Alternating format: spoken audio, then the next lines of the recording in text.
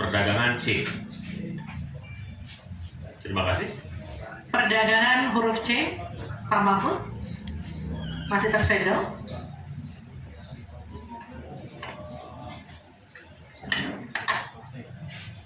Mohon didengarkan dengan seksama karena kami hanya akan membacakan satu kali.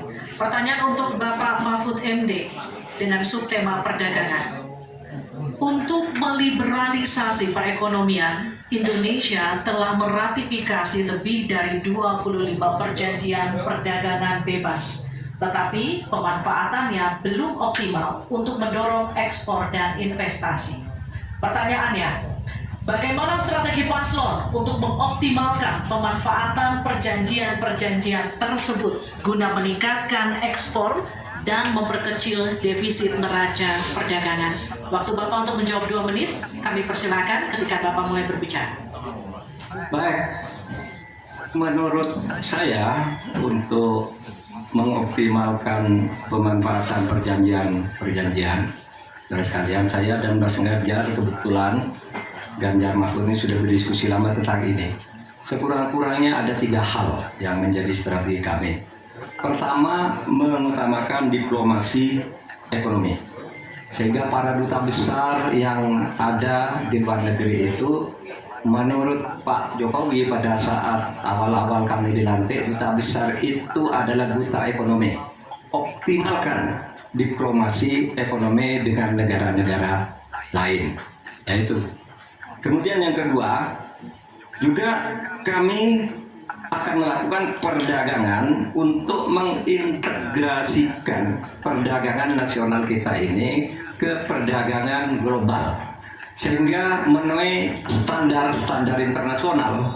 Untuk setiap apa yang kita punyai mau dimasukkan ke dunia global itu sudah jelas standarnya, bisa diterima gitu.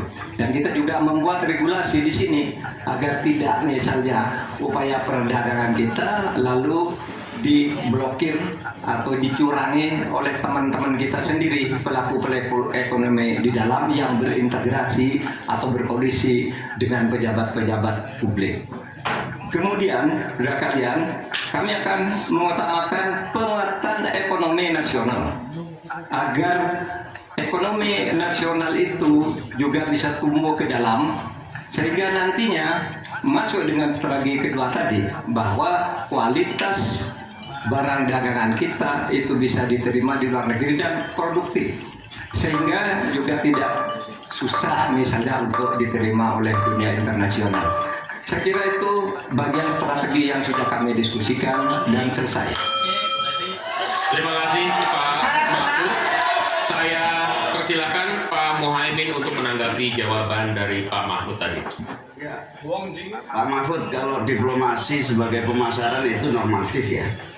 Ini sudah menjadi pengetahuan umum. Yang paling penting itu adalah bagaimana nyelepet para diplomat berubah wajah menjadi pemasar yang tangguh. Diplomasi pemasaran yang ekspansif itu tidak kita miliki, karena memang seluruh cara kerja diplomasi kita masih politik dan sangat normatif. Yang kedua, kita bisa hadir di dalam dunia perdagangan global kalau kualitas produksi dalam negeri kita juga punya standar yang baik.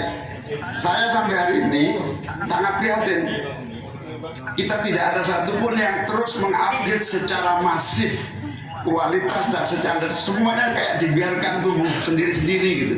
Tidak ada satu gerakan yang lebih terstruktur, baik dari Menteri Perdagangan, Menteri Koperasi UKM, dalam satu gerakan meningkatkan kualitas berstandar internasional.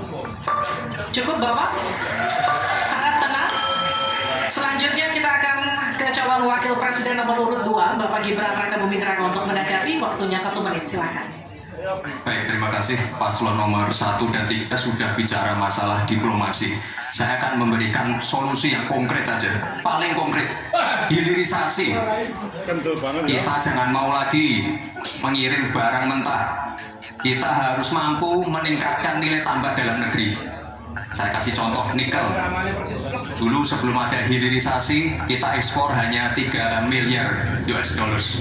Sekarang setelah hilirisasi bisa menjadi 33 miliar US dollars. Ini saya baru bicara masalah nikel loh Pak, belum bicara masalah tembaga, boksit, timah dan lain-lain. Konkret, jelas, singkat, padat, jelas. Terima kasih. Waktu Anda masih tersisa? Cukup? Cukup Bapak? Cukup. Baik. Baik. Kami kembalikan ke Pak Mahfud untuk menanggapi. Ya. Baik, terima kasih. Ini masalah diplomasi.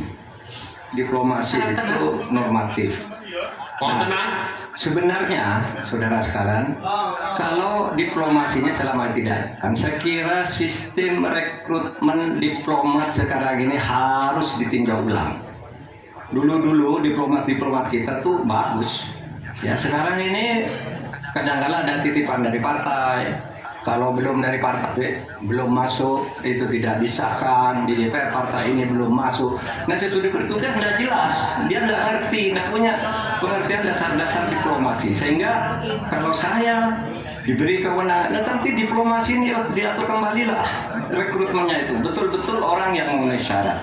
Nah soal hilirisasi itu sudah masuk sebenarnya Mas Gibran. Saya tadi kan bicara soal penguatan ketahanan ekonomi nasional. Itu di dalamnya memang sudah ada hilirisasi dan industrialisasi yang aman lingkungan. Itu selesai. Terima kasih, kita berikan apresiasi untuk ketiga calon wakil presiden kita di pemilu 2024. Dan kami persilakan para calon wakil presiden untuk kembali ke tempat duduk masing-masing. Silakan Bapak.